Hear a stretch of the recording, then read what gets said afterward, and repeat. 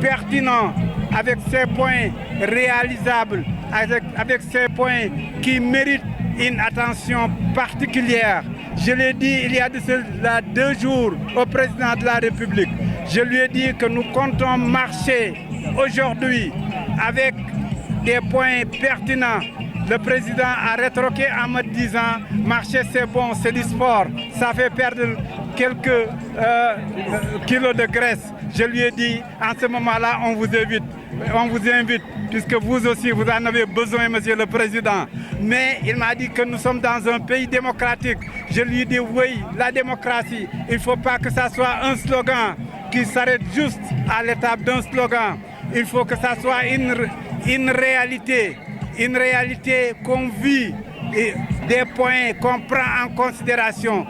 Il ne faut pas que ça s'arrête à prendre un document et le mettre dans les toilettes ou bien dans les tiroirs.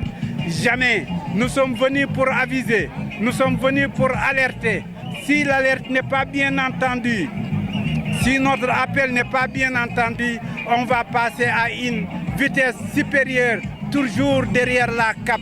Nous voulons que ces 7 points, parmi lesquels il y a l'environnement de la presse, soient pris en considération. Il y a la maison de la presse et sa gestion. Il y a le code de la presse. Il y a l'aide à la presse. Il y a tant de points qui intéressent toute cette corporation. Il faut donc qu'on les satisfait le plus tôt possible. Il ne faut pas les prendre et dire nous vous avons laissé manifester, vous avez déposé, laissez-nous le temps pour l'oublier.